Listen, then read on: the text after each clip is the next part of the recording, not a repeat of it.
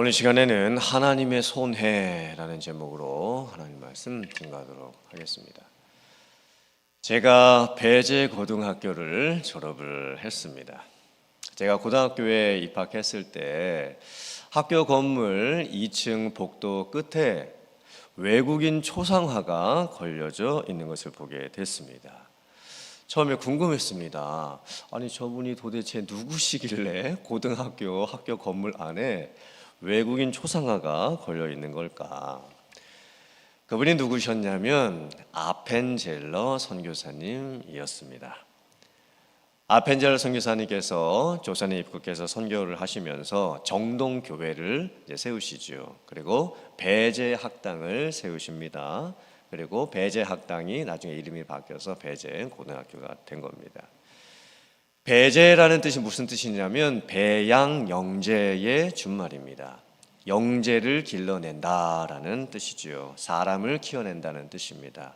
그런데 공부만 잘하는 그런 똑똑한 지식인들을 길러낸다는 뜻이 아니라 하나님을 잘 믿는 믿음의 사람을 길러내는 배양영재라는 뜻입니다. 또 전인격적으로 균형을 잡혀 있는 사람들을 길러낸다라는 뜻입니다. 배재고등학교 교훈이 뭐였냐면 크고자 하거든 남을 섬기라 였습니다.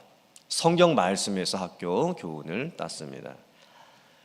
그런데 사실 크고자 하거든 남을 섬기라 라는 말씀은, 교훈은 하나님을 믿지 않는 그 당시 고등학생들에게는 참 생소한 내용이었습니다. 교회를 다니지 않았던, 하나님을 믿지 않는 고등학생들이 쉽게 이해할 수 없는 내용이었습니다. 세상에서 학생들에게 가르치는 원리는 뭐죠? 크고자 하거든 남을 이겨라입니다. 남을 섬기라가 아닙니다. 크고자 하거든 네가 남을 이겨야 된다. 최고가 되려면 네가 정상에 올라가야 된다. 경쟁에서 절대 지면 안 된다. 실력 키워서 남보다 높은 자리에 올라가라. 남보다 성공해야 된다. 그래야 남들보다 뒤처지지 않고 인생을 살 수 있다. 그런데 학교 교훈이 크고자 하거든 남을 섬기라. 이게 세상 이치에 맞지 않는 말이지요. 학교 교훈이 모든 교실의 그 앞에 왼쪽 부분에 그 액자로 만들어져서 걸려져 있었습니다. 그러니까 배재고등학교를 다녔던 모든 고등학생들은 3년 내내 크고자 하거든 남을 섬겨라 라는 교훈을 보면서 생활을 했던 겁니다. 크고자 하거든 남을 섬기라 라는 이 말씀은 예수님께서 제자들에게 하셨던 말씀이죠. 그리고 이 말씀 바로 다음에는 어떤 말씀이 나오냐면 너희는 다른 사람들의 종이 되어야 한다라는 말씀이 나옵니다. 종이라고 하는 단어는 한글 뉘앙스에서는 조금 부드러운 이미지입니다. 우리가 조선시대를 배경으로 하는 사극을 보면 종들이 많이 나오죠. 그 대감님 집에서 일하는 돌쇠, 이런 머슴 정도의 의미를 가지고 있습니다. 일꾼이지요. 심부름을 하는 사람들입니다. 그런데 헬라어에서 이 종이라고 하는 단어는 상당히 무게가 무거운 단어입니다. 굳이 표현을 하자면 헬라스로 종을 둘로스라고 하는데 이게 단순히 종이 아닙니다. 일꾼 이런 정도가 아니라 노예, 슬레이브라고 하는 의미를 가지고 있습니다. 이 종이라고 하는 헬라어 둘로스의 어원이 무엇이냐면 데오라고 하는 단어에서 나왔는데 묵다라는 뜻을 가지고 있습니다. 즉 둘로스, 종, 노예의 의미가 무엇이냐면 자기의 자유와 의지는 없습니다. 자기 마음은 없습니다. 완전히 묶여있는 존재입니다. 주인에게 완전히 묶여서 주인이 하라고 하는 그 명령대로 따라야 하는 존재, 그게 바로 둘로스, 종, 노예입니다. 종하고 노예하고 무슨 차이가 있을까요? 종은 고용된 존재입니다. 노예는 소유된 존재입니다. 즉 종이라고 하는 의미는 그냥 다른 사람을 위해서 일을 해주는 사람, 그래서 고용된 사람 이런 뜻이죠. 근데 노예는 완전히 다른 겁니다. 노예의 의미는 무엇이냐면 소유된 존재입니다. 주인의 소유물이지요. 자기의 마음, 자기의 의지, 자기의 어떤 생각은 전혀 없습니다. 오직 주인의 뜻에 맞추어서 주인의 명령을 따라서 주인이 하라는 대로 해야만 되는 그 소유권이 주인에게 있는 존재가 바로 노예인 겁니다.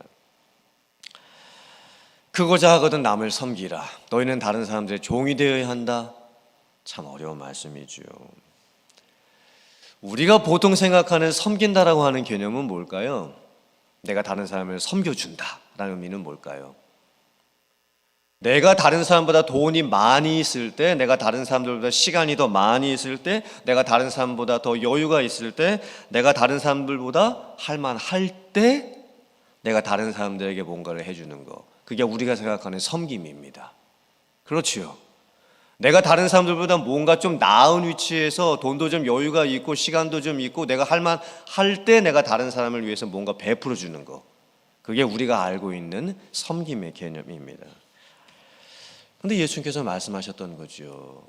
너희들은 크고 작거든 다른 사람을 섬기는 자가 되고, 섬긴다라고 하는 의미는 무엇이냐? 다른 사람의 종이 되는 것이다. 우리가 생각하고 있는 섬김의 개념하고 완전히 다른 겁니다. 오늘 빌립보서 말씀을 보면 너희는 한 마음이 되어야 한다. 다투지도 말고 허영으로 하지도 말아야 한다. 다른 사람, 자기보다 다른 사람을 더 낮게 여길 줄 알아야 되고, 각각 자기 일을 돌볼 뿐만 아니라 다른 사람의 일을 돌볼 줄 알아야 한다. 즉 섬기라는 말씀이죠. 그런데 이런 섬김을 어떻게 할 수 있는가? 예수님의 마음을 품을 때 가능하다고 말씀을 하는 겁니다. 예수님께서 말씀하셨던 종으로서 다른 사람을 섬기는 것, 또 오늘 빌립보서에서 바울 사도가 말씀하는 다른 사람을 섬기는 것은 그냥 될 수 있는 게 아닙니다. 예수님의 마음을 품을 때만 가능한 겁니다. 그 예수님의 마음이 무엇일까요? 원래 예수님께서는 본체 하나님과 동등 되셨습니다. 하나님이셨습니다. 그런데 하나님께서 자기를 비우시죠. 그리고 종의 형체를 가지사 사람이 되셔서 세상에 오시는 겁니다. 그리고 예수님께서 자기를 낮추시는데 어느 정도까지 낮추시냐면 십자가에 죽기까지 복종하시면서 낮추십니다. 그냥 복종이 아니죠. 십자가에 죽기까지 복종을 하신 겁니다. 즉 예수님의 마음이 무엇일까요? 우리가 본받아야 될 예수님의 마음은 어떤 마음일까요? 자기 비움, 종이 되려고 하셨던 마음입니다. 그리고 복종하셨던 마음, 어느 정도까지 복종하셨는가? 십자가에 죽기까지 복종하셨던 마음입니다. 지금 빌립보서는 우리들에게 이런 예수님의 마음을 품으라고 말씀을 하고 있는 겁니다. 제가 어느 책을 한 권 지금 읽고 있습니다.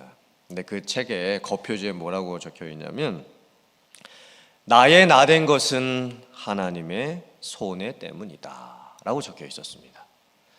제가 그 표현을 보는 순간 참 많은 묵상을 하게 되었습니다. 보통 성경 말씀에는 어떻게 되어 있죠? 나의 나된 것은 오직 하나님의 은혜 때문입니다 이렇게 고백하잖아요. 나의 나된 것은 하나님의 은혜 때문입니다. 내가 구원받은 것도 하나님의 은혜 때문이고, 내가 하나님의 자녀된 것도 하나님의 은혜 때문이고, 내가 직분자가 된 것도 하나님의 은혜 때문이고, 내가 살고 있는 것도 하나님의 은혜 때문입니다. 근데 우리가 은혜를 보통 어떻게 오해하고 있냐면, 하나님께서 다 주시는 것, 하나님의 많은 또 풍성한 넘치는 차는 그리고 여유 있는, 그래서 하나님께서 그것을 우리에게 주시는 것, 그것을 우리가 은혜라고 생각을 하고 있습니다. 즉 하나님께 많은 은혜가 있어서 그 은혜를 우리에게 이렇게 주시는 것, 이렇게 생각을 하고 있는 겁니다. 근데 가만히 생각해 보니까 그것은 받는 사람 입장인 거고, 그러니까 우리 입장에서 봤을 때는 하나님께서 우리에게 은혜를 주시는 거죠. 그런데 하나님 입장에서 생각해 보면 그것은 하나님의 손해인 겁니다. 하나님께서 손해를 보시기 때문에 우리에게 은혜가 올 수가 있는 겁니다.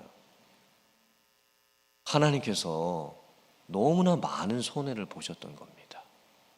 하나님께서 무슨 손해를 보셨을까요?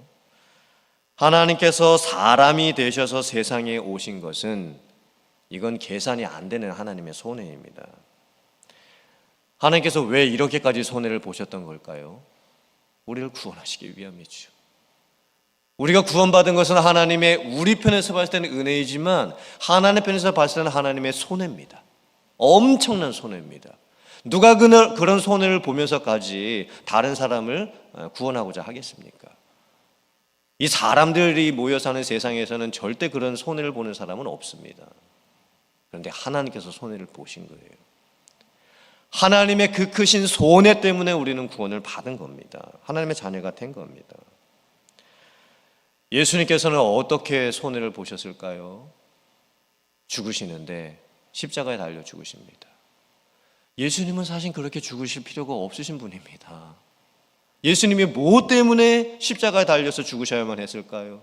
예수님이 뭐 때문에 그런 손해를 당하셔야만 했던 걸까요? 예수님께서 왜 그런 복종을 하셔야만 했던 걸까요? 우리를 구원하시기 위함입니다.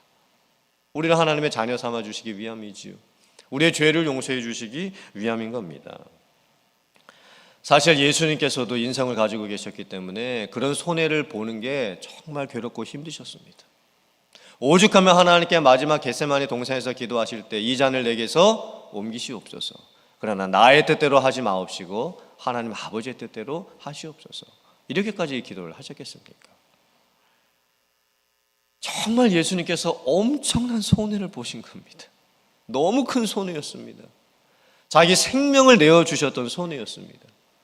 이 세상에서 이런 손해를 당하려고 하는 사람이 누가 있겠습니까? 그래서 정말 묵상을 해보면 나의 나 된 것은 하나님의 손해 때문입니다. 하나님의 손해 때문에 지금 우리가 이 자리에 있을 수 있는 겁니다. 우리들이 하나님이 보신 이런 손해를 정말 우리도 본받으면서 살 수가 있을까요?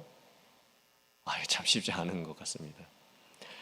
우리는 손해를 이 손톱만큼도 보려고 하지 않습니다. 솔직히 손해보면서 살려고 하는 사람이 세상에 어디 있겠습니까? 다 이익만 받으려고 하지, 유익만 받으려고 하지. 다른 사람 섬기는 것, 내가 다른 사람의 종이 되는 것, 이것은 거창한 게 아닌 것 같습니다. 그냥 내가 손해보면서 사는 겁니다. 작은 일이든 큰 일이든 그냥 내가 손해보면서 살아가는 거, 그게 다른 사람을 섬기는 거고, 그게 다른 사람을 내가 죽기까지 낮아지면서 섬겨주는 겁니다. 그런데 이 손해를 보면서 산다는 거, 이게 참 때로는 힘든 겁니다. 그리고 이런 생각이 들죠. 왜 자꾸 나만 손해를 봐야 되는 걸까? 여러분 그런 생각 안 드십니까? 그런데 교회에서 정말 믿음을 가지고 성령 충만해서 맡은 사명 다 하고 열심히 충성되게 섬기시는 분들은 다 그런 마음이 들 수밖에 없습니다. 왜 나만 손해봐야 되지? 저분들은 아무것도 안 하는 것 같은데 왜 나만 이렇게 해야 되는 거지? 왜 나만 이런 손해를 당해야 되는 거지? 근데 가만히 생각을 해보면 물론 인간적인 마음에서는 그런 마음이 들 때도 있죠. 그런데 그런 마음이 드는 것은 정상인 겁니다. 왜냐하면 하나님도 그런 마음을 가지고 계셨습니다. 손해보는 마음. 예수님도 그런 마음을 가지고 계셨습니다. 손해보는 마음. 그러니 나에게도 정말 내가 믿음이 있고 하나님 사랑하고 교회를 사랑하고 성도를 사랑해서 내가 섬긴다면 나에게 그런 마음이 드는 것은 정상인 거예요. 왜 나만 손해봐야 되는 거지? 어쩌면 이런 마음을 가질 수 있다는 것 자체가 축복 아니겠습니까?